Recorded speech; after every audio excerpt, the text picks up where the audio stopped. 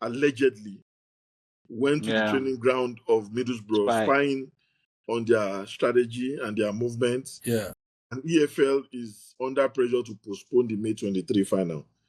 Because Wembley has tight schedules. We know we have teams from League One also coming to play in that same venue. So there's a lot of problem going on. They're looking at, do they find them? They're also looking at, do they give them an automatic 3-0? Is it been confirmed? No. Yes, they've not. They don't have enough evidence, but there are some. That's why I say alleged.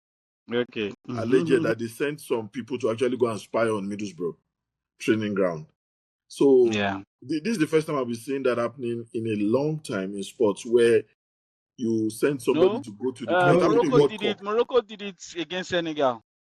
It happened even recently in Premier League. Premier League.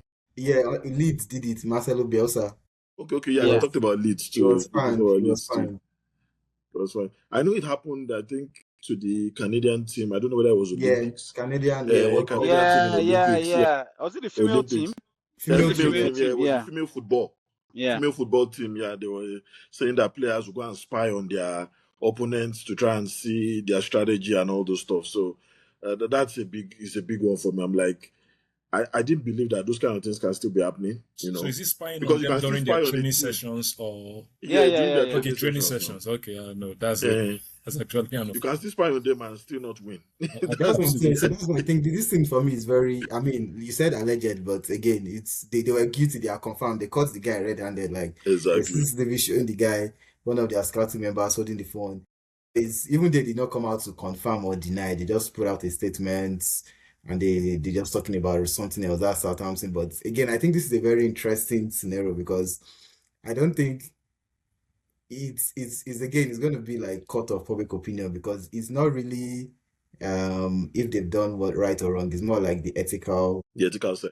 Now, people are wondering, what would the English FA really do about it? In the spirit of the game and all of that, because this is now between EFL, the Independent Commission, and Southampton. Money that what will the punishment be? Is it going to be a sporting punishment? If it's a sporting punishment, what will it be? Will they deduct points from them next season if they make it to the Premier League, or if they stay in the Champions League? Or some people are saying, would they put them out of the playoff finals which they have? How would that impact the divide? I don't think that's possible, because I don't even think, because it just opens a can of worm of so many things that I don't think EFL wants. How do you prove that they spying on that training session? It was, first of all, it was not a closed training session. It was not a closed field. It was an open training session, open field where a lot of people are there. So how do you prove that they spying on you is the reason you lost the playoff? So in terms of, did they really gain sporting advantage? But they also put the argument that, I mean, why are you doing it if you don't think you would gain an advantage? Exactly. But there's no way to really prove in a court of law where, if that decision were to be found true, Southampton will most likely take them to court. That, like, you can't prove that we gained a sporting advantage, because they could have spied on you and lost the same game. Like, exactly. Then how does that impact other people? Because there's allegation that they've been doing it all through the championship season. Other teams still become that they must have done it against us. So everybody that Southampton beats in the league, or people that they just finished above, like Wrexham, will come up and say that, yeah, they spied against us too. If we didn't lose against them, we could have had 1 point that will make us take to the playoff. So it just opens a can of worms. If they are removed from the playoff, does that automatically mean Middlesbrough should go there? Or would he like, it just opens a whole can of worms. For me, I don't think they would be able to. I think what it will come down to eventually is a fine.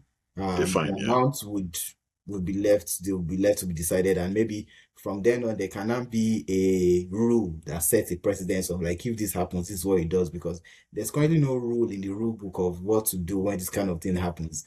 For Leeds, they find Leeds when Marcelo Bielsa and so that, because again, it's really hard to prove sporting advantage with these things, because I'm sure there are people they have spied on and they've still lost the game.